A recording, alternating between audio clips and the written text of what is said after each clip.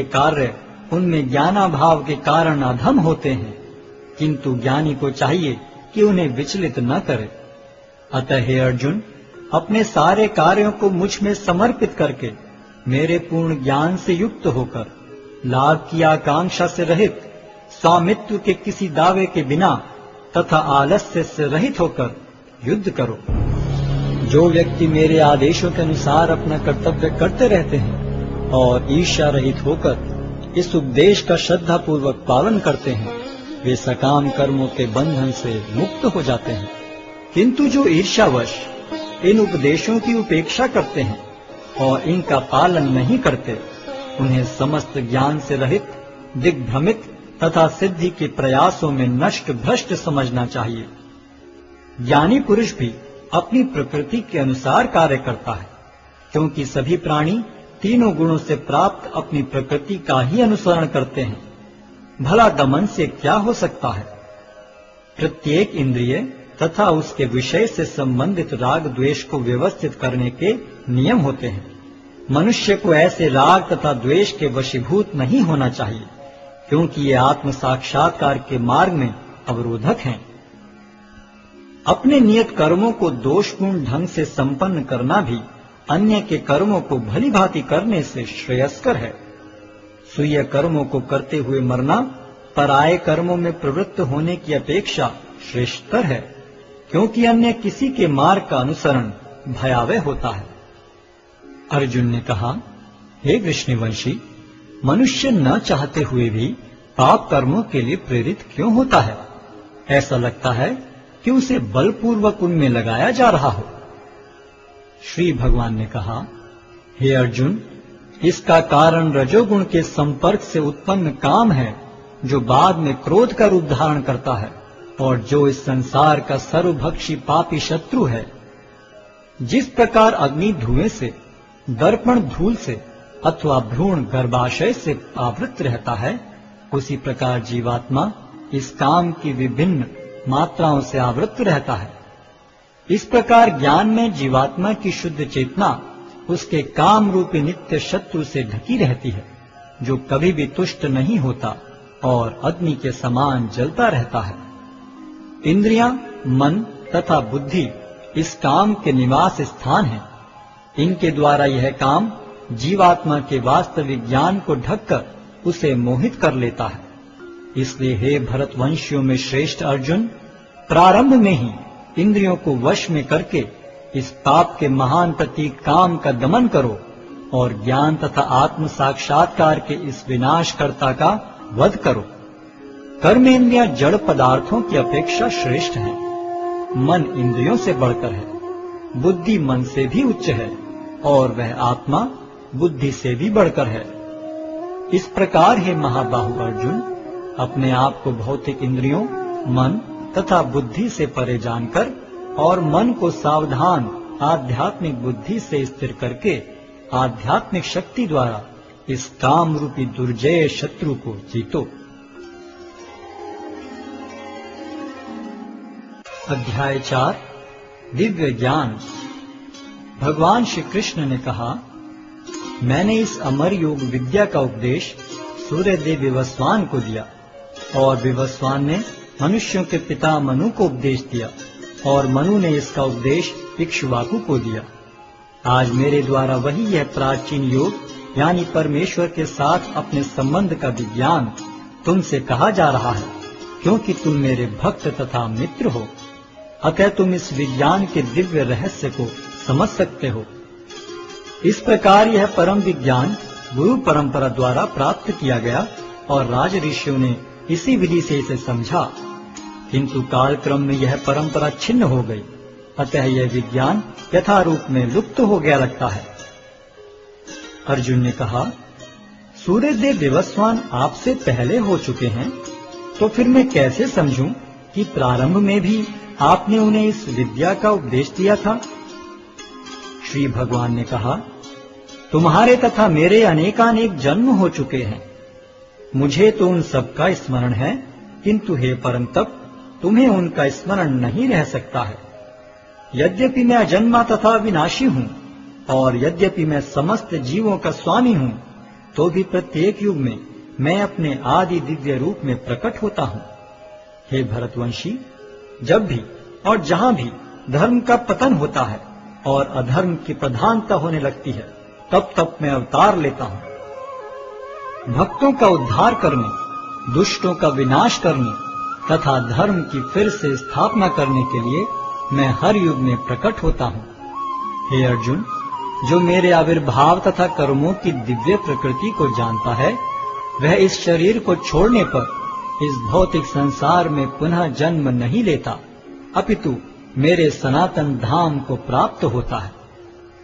आसक्ति, भय तथा क्रोध से मुक्त होकर, मुझ में पूर्णतया तन्मय होकर और मेरी शरण में आकर बहुत से व्यक्ति भूतकाल में मेरे ज्ञान से पवित्र हो चुके हैं। इस प्रकार से उन सबों ने मेरे प्रति दिव्य प्रेम को प्राप्त किया है।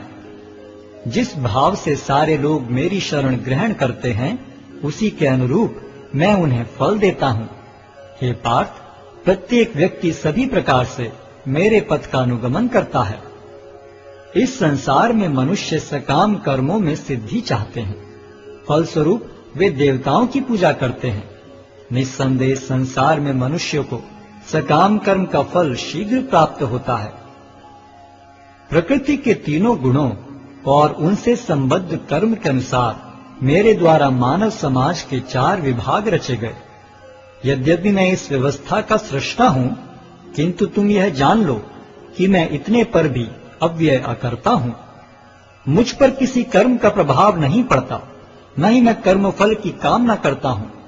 जो मेरे संबंध में सत्य को जानता है, वह भी कर्मों के फल के पाश में नहीं बंधता। प्राचीन काल में समस्त मुक्त आत्माओं ने मेरी दिव्य प्रकृति को जान करके ही कर्म किया। अतः तुम्हें चाहिए कि उनके पद चिन्हों का अनुसरण करते हुए अपने कर्तव्य का पालन करो। कर्म क्या है और अकर्म क्या है, इसे निश्चित करने में बुद्धिमान व्यक्ति भी मोहग्रस्त हो जाते हैं। अतः मैं तुमको बताऊंगा कि कर्म क्या है, जिसे जानकर तुम सारे अशुभ से मुक्त हो सकोगे। कर्म की बारीकियों को समझना अत्यंत कठिन है, अतः मनुष्य को चाहिए कि वह यह ठीक से जाने कि कर्म क्या है, विकर्म क्या है और अकर्म क्या है। जो मनुष्य कर्म में अकर्म और अकर्म में कर्म देखता है, वह सभी मनुष्यों में बुद्धिमान है और सब प्रकार के कर्मों में प्रवृत्त रहकर भी दिव्य स्थिति में रहता है। जिस व्यक्ति का प्रत्येक प्रयास इंद्रिय तृप्ति की कामना से रहित होता है, उसे पूर्ण ज्ञानी समझा जाता है। उसे ही साधु पुरुष ऐसा करता कहते हैं, जिसने पूर्ण ज्ञान की अग्नि से कर्म फलों को भस्मसात कर दिया है। अपने कर्म फलों की सारी आसक्ति को त्याग कर सदैव संतुष्ट तथा स्वतंत्र रहकर वह सभी प्रकार के कार्यों में व्यस्त रहकर भी कोई सकाम कर्म नहीं करता। ऐसा ज्ञानी पुरुष पूर्ण रूप से संयमित मन तथा बुद्धि से कार्य करता है, अपनी संपत्ति के सारे स्वामित्व को त्याग देता है और केवल शरीर निर्वाह के लिए कर्म करता है। इस तरह कार्य करता हुआ वह पाप रूपी फलों से प्रभावित नहीं होता है। जो स्वतः होने वाले लाभ से संतुष्ट रहता है, जो द्वंद्व से मुक्त है और ईर्ष्या नहीं करता, जो सफलता तथा असफलता दोनों में स्थिर रहता है, वह कर्म करता हुआ भी कभी बंधता नहीं। जो पुरुष प्रकृति के गुणों के प्रति अनासक्त है और जो दिव्य ज्ञान में पूर्णतया स्थित है, उसके सारे कर्म ब्रह्म में लीन हो जाते हैं। जो व्यक्ति कृष्ण भावनामृत में पूर्णतया लीन रहता है, उसे अपने आध्यात्मिक कर्मों के योगदान के कारण अवश्य ही भगवत धाम की प्राप्ति होती है, क्योंकि उसमें हवन आध्यात्मिक होता है और हवि भी आध्यात्मिक होती है। कुछ योगी विभिन्न प्रकार के यज्ञों द्वारा देवताओं की भली भांति पूजा करते हैं और कुछ परब्रह्म रूपी अग्नि में आहुति डालते हैं। इनमें से कुछ विशुद्ध ब्रह्मचारी श्रवण आदि क्रियाओं तथा इंद्रियों को मन के नियंत्रण रूपी अग्नि में स्वाहा कर देते हैं, तो दूसरे लोग इंद्रिय विषयों को इंद्रियों की अग्नि में स्वाहा कर देते हैं। दूसरे जो मन तथा इंद्रियों को वश में करके आत्म साक्षात्कार करना चाहते हैं, संपूर्ण इंद्रियों तथा प्राणवायु के कार्यों को संयमित मन रूपी अग्नि में आहुति कर देते हैं। कठोर व्रत अंगीकार करके कुछ लोग अपनी संपत्ति का त्याग करके, कुछ कठिन तपस्या द्वारा, कुछ अष्टांग योग पद्धति के अभ्यास द्वारा अथवा दिव्य ज्ञान में उन्नति करने के लिए वेदों के अध्ययन द्वारा प्रबुद्ध बनते हैं। अन्य लोग भी हैं जो समाधि में रहने के लिए श्वास को रोके रहते हैं। वे अपान में प्राण को और प्राण में अपान को रोकने का अभ्यास करते हैं और अंत में प्राण अपान को रोककर समाधि में रहते हैं। अन्य योगी कम भोजन करके प्राण की प्राण में ही आहुति देते हैं। ये सभी यज्ञ करने वाले यज्ञों का अर्थ जानने के कारण पाप कर्मों से मुक्त हो जाते हैं और यज्ञों के फल रूपी अमृत को चखकर परम दिव्य आकाश की ओर बढ़ते जाते हैं। हे कुरुश्रेष्ठ, जब यज्ञ के बिना मनुष्य इस लोक में या तो इस जीवन में ही सुखपूर्वक नहीं रह सकता, तो फिर अगले जन्म में कैसे रह सकेगा? ये विभिन्न प्रकार के यज्ञ वेद सम्मत हैं और ये सभी विभिन्न प्रकार के कर्मों से उत्पन्न हैं।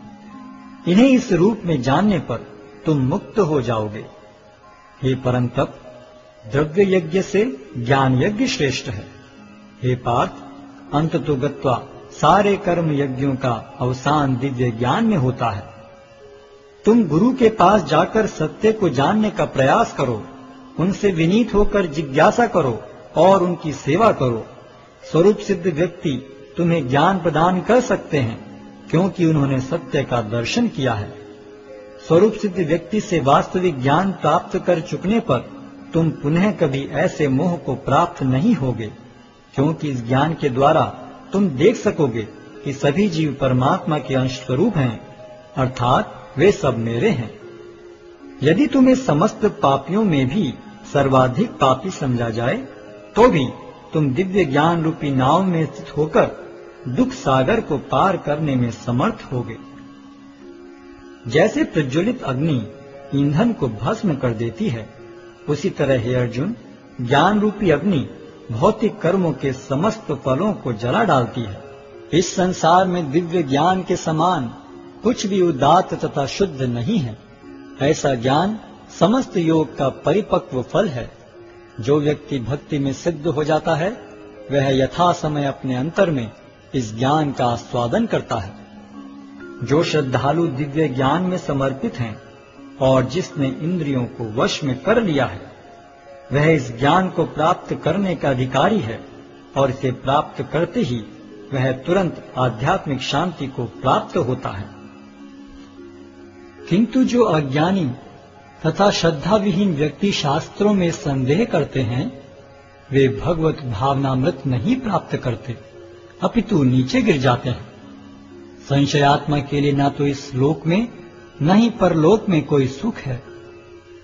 जो व्यक्ति अपने कर्म फलों का परित्याग करते हुए भक्ति करता है और जिसके संशय दिव्य ज्ञान द्वारा